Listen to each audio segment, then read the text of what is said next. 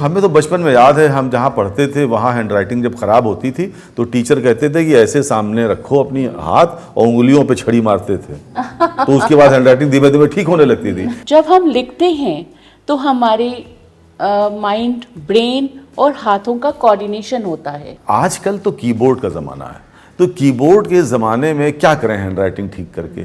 Gen Z letter नहीं लिखती, Gen Z emoji बनाती है। वो 16 सूत्र जिसको पढ़ने हैं उसे आपके पास आना पड़ेगा। बिल्कुल।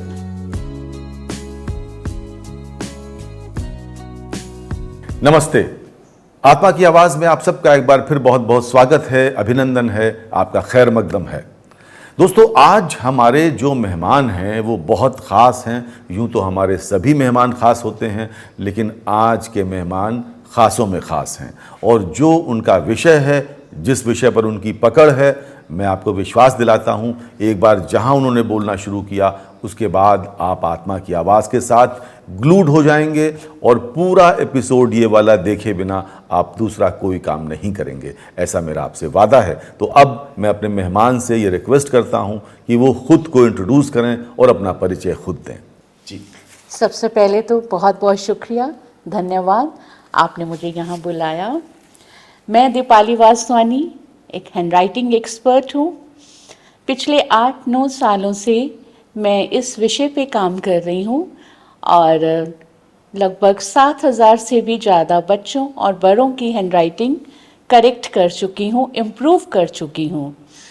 हैंडराइटिंग एक साइंस है और अगर इसको साइंटिफिक मेथड से लिखा जाए तो कैसी भी हैंडराइटिंग क्यों ना हो, इट कैन बी इम्प्रूव, ये एक सुधारी जा सकती है। उन सभी पेरेंट्स के लिए जो अपने बच्चों की हैंडराइटिंग से परेशान हैं, आज का ये एपिसोड उनके लिए बड़ा फ़ायदेमंद होने वाला है। अच्छा, लेकिन दीपाली जी, बहुत दिलचस्प विषय है हैंडराइटिंग वाला।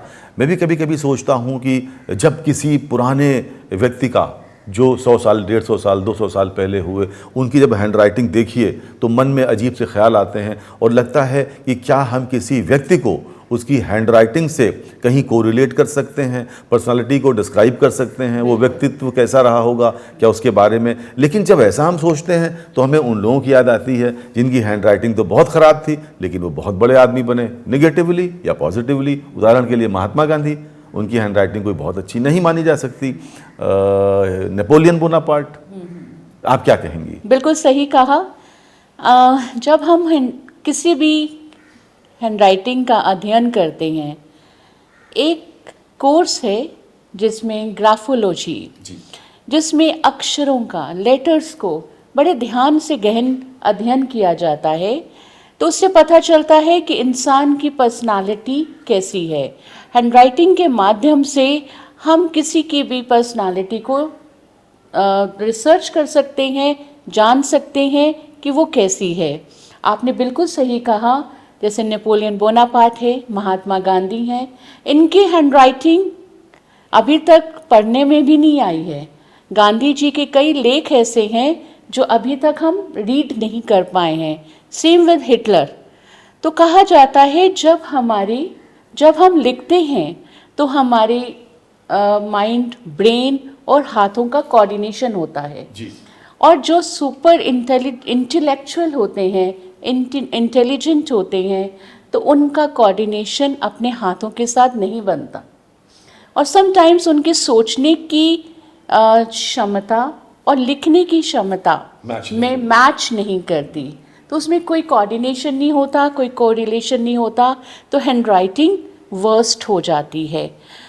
अब देखिए, जैसे कई लोग हैं, उनकी हैंडराइटिंग देखें, बहुत रनिंग होती है, तो वी कैन इमेजिन, हम सोच सकते हैं कि ये बहुत ही अधीर प्रवृत्ति के होंगे, इम्पेशेंट हैं, और कईयों की हैंडराइटिंग बहुत ही कंपोज्ड है, तो उससे एक इम्प्रेशन आता है कि ये इनकी पर्सनालिटी भी एक कंपोज्ड पर्सनालिटी होगी। कई लोग छोटा लिखते हैं तो वी कैन जज कि ये एक इंट्रोवर्ट होंगे। कईयों के लेटर्स बहुत बड़े होते हैं तो हमें लगता है ये बड़े दिल के होंगे, एक्सट्रोवर्ट होंगे। No doubt, handwriting is the first impression of our personality.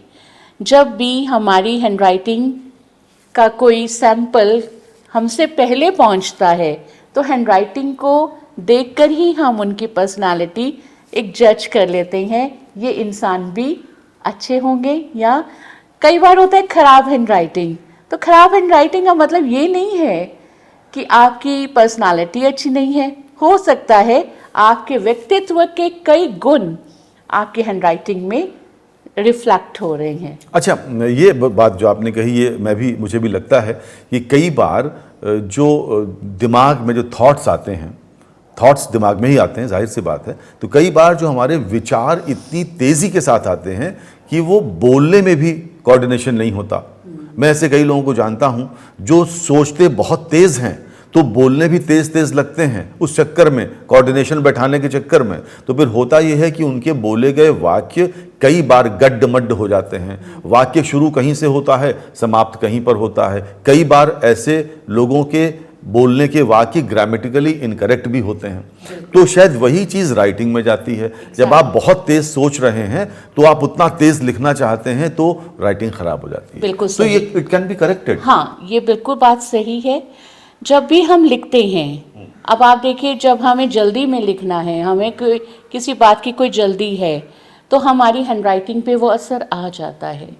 अब जैसे बच्चों के साथ ही है, जब बच्चे एग्ज़ाम में लिखते हैं तब उनको एक पर्टिकुलर टाइम में अपना एग्ज़ाम ख़त्म करना है, आंसर्स जल्दी लिखने हैं, तो उनकी हैंडराइटिंग ख़राब हो जाती है। स्कूल्स में भी देखा गया है, जब बच्चे जल्दी लिखते हैं, टीचर का एक प्रेशर है, तो वो ऑटोमेटिकली कहते हैं मैम ने बहुत जल्दी बोला, शी वॉज इन हरी, तो मेरी हैंडराइटिंग ख़राब हो गई।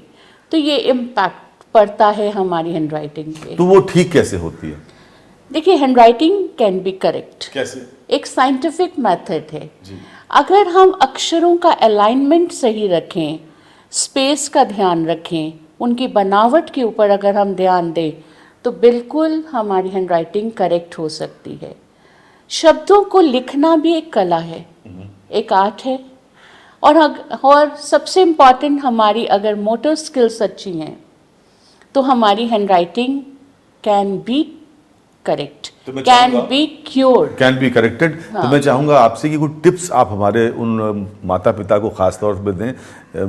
आप में से कुछ परेशान होंगे अपने बच्चों की हैंडराइटिंग को लेके, बच्चों की डांट भी पड़ती होगी बच्चों को, तो आप ध्यान से सुनिए। अभी कुछ टिप्स देने वाली हैं दीपाली वासवानी। तो भाई, आत्मा की आवाज़ जिन्होंने देर से देखना शुरू किया, उनको बता दूं कि हमारे साथ दीपाली वासवानी जी हैं, और दीपाली जी हैंडराइटिंग एक्सपर्ट हैं। और इनके व्यक्तित्व का एक पहलू और है, पहले हैंडराइटिंग ठीक कर लीजिए, फिर हम दूसरे पहलू पर आएंगे। देखिए, सबसे इम्पॉर्टेंट है, अगर किसी बच्चे की या बड़े की अगर हैंडराइटिंग खराब है, तो पहला कारण हो सकता है आपकी हैंड मसल्स वीक होना। अगर आपकी हैंड मसल्स वीक हैं, ग्रिपिंग नहीं है, तो आपकी हैंडराइटिंग खराब हो सकती है। इसके लिए आपकी मोटर स्किल्स अच्छी होनी चाहिए। इसके लिए कुछ एक्सरसाइजेस होती हैं, वो टाइम टू टाइम करनी चाहिए। शब्दों की बनावट, इस पे बहुत ध्यान देना चाहिए। अलाइनमेंट्स, स्पेस, जब हम लिखते हैं तो उसके बीच में एक स्पेस का ध्यान रखें, अलाइनमेंट्स का ध्यान रखें।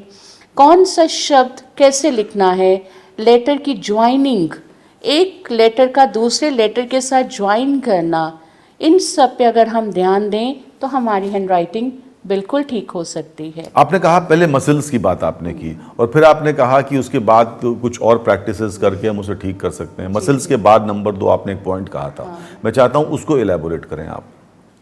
जैसे अलाइनमेंट्स की बात है, हमारी फर्स्ट फिंगर में एक वेन होती है जो 6 इयर्स के बाद ही डेवलप होती है। अगर हमारी वो वेन डेवलप नहीं हुई है, ये बहुत छोटे बच्चों के लिए मैं कहूँगी, आप उनको क्रेयॉन्स से स्क्रिबलिंग करवाया करिए। जितना बच्चा स्क्रिबलिंग करेगा, जैसे आपने देखा होगा प्ले स्कूल्स में स्क्रिबलिंग ही करवाते हैं, क्रेयॉन्स से करवाते हैं, सो दैट उनकी ये वेन डेवलप हो जाए। बच्चों की ग्रिपिंग नहीं होती क्योंकि उनकी हैंड मसल्स वीक होती हैं। समटाइम्स वो इतना प्रेशर डाल के लिखते हैं, उससे भी हैंडराइटिंग खराब हो जाती है और हाथों में एक कंपन हो जाता है। तो वो हैंडराइटिंग शिवरिंग हैंडराइटिंग हो जाती है, ट्रम्बल्ड हैंडराइटिंग, तो वो भी खराब है। और बहुत हल्के से अगर लिखा जाए तो उससे पेंसिल बार बार गिर जाती है नीचे। और दूसरी इम्पॉर्टेंट बात है शब्दों की बनावट। हर लेटर अलग है। अगर उन लेटर्स को ध्यान से देखा जाए, उनके अलाइनमेंट्स और उनकी बनावट, स्पेस को ध्यान से देखा जाए, तो हैंडराइटिंग कैन बी करेक्ट। अच्छा, आपने कहा कि ग्रिप, तो पेन या पेंसिल कोई ख़ास तौर पे ऐसी होती हो जिसे आप कहें कि ये पेन या ये पेंसिल को पकड़ने में आप, क्योंकि ग्रिप बहुत इंपॉर्टेंट होती है। बिल्कुल जी। पेन पेंसिल सब अच्छे होते हैं।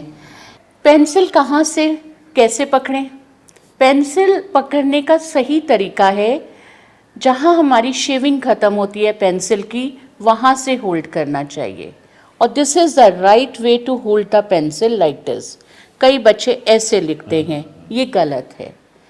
ये थंब और फिंगर, इससे ग्रिपिंग बनती है, और ये जो हमारी सेकंड फिंगर है, इससे हम सपोर्ट लेते हैं। ये ट्राइपॉड है। ये ट्राइपॉड ही हमारी, अगर यहाँ की मसल्स अच्छी हैं, स्ट्रॉन्ग हैं, तो हमारी हैंडराइटिंग अच्छी हो सकती है। अगर हमारी ग्रिपिंग वीक है, बार बार पेंसिल स्लिप हो रही है, तो हैंडराइटिंग कैन बी पुअर। अब दूसरा है, अगर हमने बहुत सारा दबाव डाला है, तो हमारी कैसे पता चलेगा कि दबाव ज़्यादा है?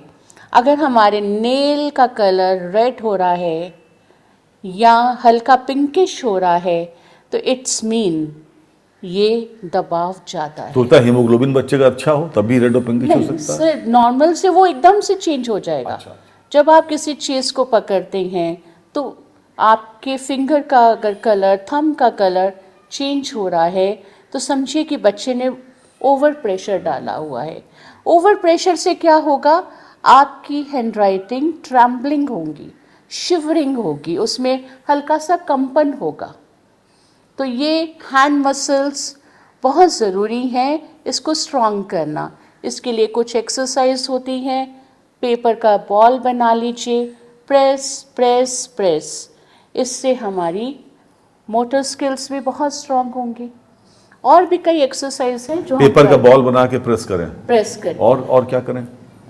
हम इस उम्र में भी ठीक कर सकते हैं? हाँ बिल्कुल। अच्छा। जैसे रबर है, तो रबर को हम ऐसे इन आउट करें, और हमारे ये मसल्स स्ट्रांग हो सकती हैं। तो हमें तो बचपन में याद है, हम जहाँ पढ़ते थे वहाँ हैंडराइटिंग जब खराब होती थी तो टीचर कहते थे कि ऐसे सामने रखो अपनी हाथ, और उंगलियों पे छड़ी मारते थे, तो उसके बाद हैंडराइटिंग धीमे धीमे ठीक होने लगती थी। ये फॉर्मूला आप लगा नहीं सकते। नहीं। ये तो अब सामाजिक अपराध है। हाँ। और इंडियन जो भी जितने कोड हैं उस कोड के अंतर्गत मुकदमा हो जाएगा। हाँ। तो हैंडराइटिंग बजाय सुधरने के जीवन खराब हो जाएगा, जो सुधार रहा है। अब सुधारने के यही तरीके हैं, जो सोफिस्टिकेटेड तरीके हैं। तो मैं चाहता हूं 2-4 आप और बता दें उन माँ बाप को जो बच्चों की वजह से परेशान हैं। देखिए, हैंडराइटिंग सुधारने के जो तरीके पहले भी मैंने बताए हैं, इसमें ये है कि प्रैक्टिस, बहुत सारी प्रैक्टिस की ज़रूरत पड़ती है। और एक होता है थॉट प्रोसेस। जब कभी स्कूल में भी अक्षरों की बनावट को सही तरीके से कई बार नहीं पढ़ाया जाता है, बच्चे अक्षरों को समझ ही नहीं पाते हैं कि उसकी फॉर्मेशन कैसे की जाए। अब आप बात कर रही हूँ मैं अपने साइंटिफिक मेथड की, तो अक्षरों की बनावट का एक साइंटिफिक मेथड है। जस्ट 4 स्ट्रोक्स, ओनली 4 स्ट्रोक्स, उनकी हेल्प से कैसी भी हैंडराइटिंग क्यों ना हो, इट कैन बी इम्प्रूव। वो क्या है? ये तो अब मेरे सामने अगर कॉपी पेंसिल हो, अच्छा, तो मैं बिल्कुल बताऊंगी। जस्ट 4 स्ट्रोक्स, आप प्रिंट करिए, उससे प्रिंट हैंडराइटिंग, कर्सिव करिए या रिचर्डसन मैरियन करिए। ये 3 हमारे यहाँ स्क्रिप्ट्स चलती लखनऊ में। रिचर्डसन मैरियन जो ज़्यादातर लामार्ट्स वगैरह में चलती है, कर्सिव तो बहुत लोकप्रिय है। जस्ट 4 स्ट्रोक्स, इन 4 स्ट्रोक्स का अगर आप ध्यान रखेंगे, आपकी हैंडराइटिंग कैसी भी हो, जस्ट 4 डेज में आपकी हैंड राइटिंग करेक्ट हो सकती है। ये मेरा श्योरिटी है। अच्छा दोस्तों, दीपाली वासवानी जी एक्सपर्ट हैं हैंड राइटिंग की। आजकल तो कीबोर्ड का ज़माना है, तो कीबोर्ड के ज़माने में क्या करें हैंड राइटिंग ठीक करके, क्या ज़रूरी है? देखिए, एक बहुत लोग कहते हैं बचपन बीत गया हैंड राइटिंग करेक्ट करने में और अब तो कीबोर्ड का ज़माना आ गया। तो क्या कीबोर्ड डिजिटल युग में हैंड राइटिंग क्या कर सकती है, क्यों ज़रूरी है? मेरी देखिए बात सुनिए, आप कहीं फॉर्म भरने गए हैं, किसी को लेटर लिखनी है, सरकारी कार्यालयों में वो हमेशा कहते हैं एक हैंड रिटन। जेंजी लेटर नहीं लिखती, जेंजी इमोजी बनाती है। लेकिन देखिए उसमें क्या है, एक रिसर्च किया गया। कुछ बच्चों को हैंड राइटिंग हाथों से लिखने के लिए कहा गया और कुछ को टाइपिंग के लिए कहा गया। तो काफ़ी देर उन पे रिसर्च की गई तो पाया गया कि लिखते समय हमारे माइंड का, ब्रेन का पैटर्न का जो लेवल था वो एक अलग ही स्तर का है। और जो बच्चे कीबोर्ड पे लिख रहे हैं, डिजिटल राइटिंग कर रहे हैं, तो उनके ब्रेन के लेवल का अलग ही लेवल है, उसमें किसी भी तरह का रिएक्शंस कम है। अब जैसे हैंड राइटिंग हाथ से लिख रहे हैं, रिएक्शंस अलग तरह के आ रहे हैं, माइंड इज वर्किंग, बहुत उनका काम करने का तरीका बिल्कुल अलग है। अगर हम डिजिटल युग की बात करें, अब इतनी एब्रीवेशंस आ गई हैं, तो डिजिटल मार्केटिंग हमें क्या सिखा रही है, डिजिटल कीबोर्ड हमें क्या सिखा रहा है, हमारी क्रिएटिविटी कितनी कम होती जा रही है। हम एब्रीवेशंस जैसे गुड मॉर्निंग जीएम कर दीजिए, तो वो लिखने से हमारी सब तरह की स्किल्स, क्रिएटिविटी, स्पेलिंग्स, अब हमारे फ़ोन में ऑटो करेक्शन लगा हुआ है, तो हम स्पेलिंग्स याद रखने की हमें कोई ज़रूरत ही नहीं है। हाँ, तो मैं आपकी बात में एक बात जोड़ दूं जी, आप परमिट करती हैं? हाँ हाँ बिल्कुल। तो दोस्तों, अब फेसबुक सुबह सुबह याद दिला देता है कि आज किसका जन्मदिन है। अब आपके मोबाइल में सबके टेलीफोन नंबर फीड हैं, यानी कि धीरे धीरे जो आप कह रही हैं कि उधर स्पेलिंग करेक्शन लगा हुआ है, आपने स्पेलिंग गलत की वो खुद ही बता देगा, सजेस्ट कर देगा। तो अब धीरे धीरे धीरे धीरे धीरे ये हो रहा है दोस्तों कि हमारे दिमाग का इस्तेमाल हम कम करते जा रहे हैं। और बहुत सीधी सी बात है कि यूज इट और लूज इट। अगर आप कम इस्तेमाल करेंगे दिमाग का, तो धीरे धीरे हमारे रिफ्लेक्सेस पुअर होते जाएंगे और हमारी शार्पनेस में कमी आएगी, क्योंकि आप इस्तेमाल नहीं कर रहे हैं दिमाग का। तो हमारे बीच कॉपी और पेंसिल आ गई है। अच्छा। तो अगर आप चाहें तो उसको 4 स्ट्रोक्स की आप बात कर रही थी, तो please copy pencil please Nandini आप हमें दे दीजिए। हैंड राइटिंग का सबसे इम्पॉर्टेंट ये 4 स्ट्रोक्स होते हैं, कर्व्स होते हैं, इनकी हेल्प से हैंड राइटिंग करेक्ट हो जाती है, इम्प्रूव्ड हो जाती है। यही 4 गोलियां। मैं हैंड राइटिंग डॉक्टर हूँ, तो मैं इनको यही कहूँगी 4 टैबलेट्स हैं ये, और हर बच्चा इसको ले ले तो handwriting can be corrected. जी। हमारा फर्स्ट स्ट्रोक है ये slant. This is the life of each handwriting. किसी भी तरह की हैंड राइटिंग पैटर्न है, स्क्रिप्ट है, उसमें ये बहुत ज़रूरी है। सेकेंड स्ट्रोक है ये नेक। थर्ड स्ट्रोक है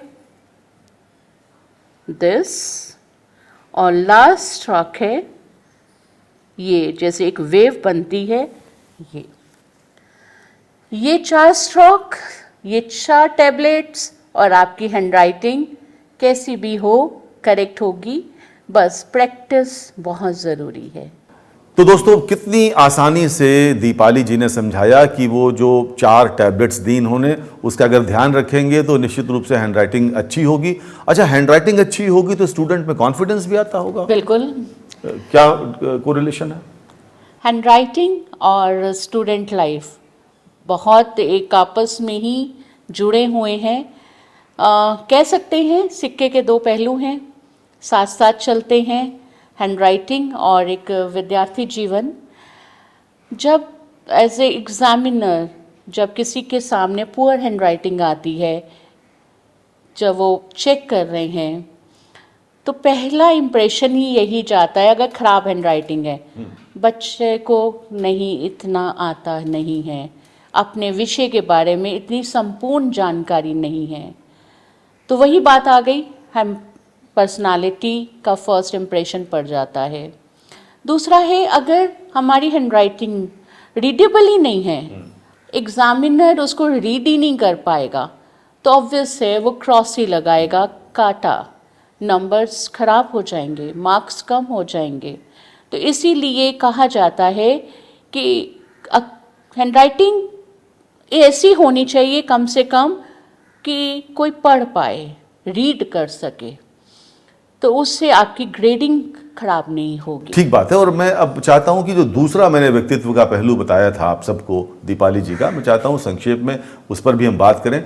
दीपाली जी वैदिक गणित की बहुत एक्सपर्ट हैं, तो ये बात तो सही है, किसी बच्चे की अगर राइटिंग ठीक हो जाए और वैदिक गणित के माध्यम से उसकी मैथ्स अच्छी हो जाए, बिल्कुल, तो क्या ही बात है। तो वैदिक गणित का मतलब क्या हुआ? देखिए, मैथमेटिक्स एक ऐसा विषय है, पहले तो मैं ये बताऊंगी, मैथ्स बहुत आजकल के बच्चों का इंटरेस्टिंग सब्जेक्ट बना हुआ है। मैथ्स करने से आता है, जितना मैथ्स आप करेंगे, प्रैक्टिस करेंगे, उतना ही आएगा। और मैथ्स को सही तरीके से समझना है तो वैदिक मैथ्स बहुत हेल्प करता है। वैदिक ऑब्वियस है, वेदों से जुड़ा हुआ है। हमारे वेदों में इतना ज्ञान है, इतना ज्ञान है कि आज की डेट में अगर हम उसमें से थोड़ा सा भी, कुछ बूंदें ही अगर ग्रहण कर लें, तो हम बहुत अपने आप को, अपने दिमाग को, अपने ब्रेन को बहुत ही इंटेलेक्चुअल कर सकते हैं, इतना हमारे वेद सक्षम हैं। तो उन्हीं वेदों में से हम लोगों ने 16 सूत्रास लिए हैं। सूत्रास का मतलब है मैथड्स।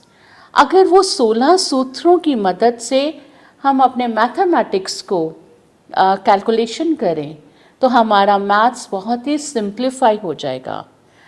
जैसे बच्चों के बेसिक्स बहुत कमज़ोर हैं, प्लस, माइनस, मल्टीप्लाई, डिवीज़न, इसी में उलझे रहते हैं, तो ये वैदिक मैथ से इनको बहुत ही सिंप्लीफाई किया जाता है, साधारण कर दिया जाता है, इजी कर दिया जाता है, सो दैट बच्चे इन सबको बहुत इजीली कर सके और बाकी की जो लॉन्ग थ्योरी वर्क है उस पर ज़्यादा ध्यान दें।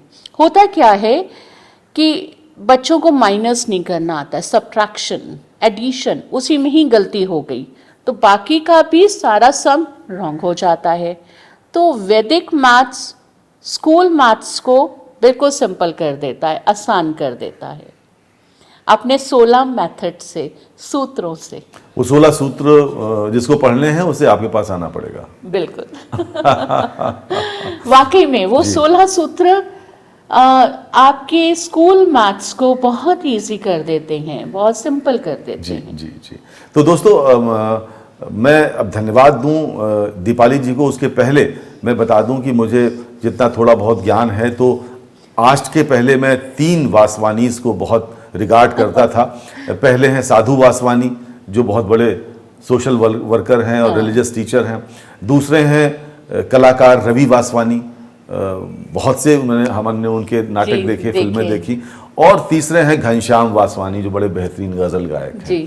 और उसके बाद चौथी हैं दीपाली वासवानी, जिनसे मैं मिल रहा हूं। तो दीपाली जी, आपने हैंडराइटिंग के बारे में, वैदिक मैथ्स के बारे में, आत्मा की आवाज़ के दर्शकों को बताया। बहुत इंसाइटफुल आपका इंटरव्यू था, हम आपको बहुत शुक्रिया अदा करते हैं। बहुत बहुत धन्यवाद आत्मा की आवाज़ में हमारे सेट पर आने के लिए और हमसे इतनी बढ़िया बातें करने के लिए। तो हमारी पूरी टीम की ओर से आपको बहुत शुक्रिया, आपका बहुत धन्यवाद। आपका भी तहे दिल से आभार। आपने मुझे इस लायक समझा और मुझे यहाँ पे बुलाया। मैं खुद इस बात को लेकर बहुत ही अपने आप को भाग्यशाली समझ रही हूँ। Thank you so much. सभी दर्शकों को नमस्कार।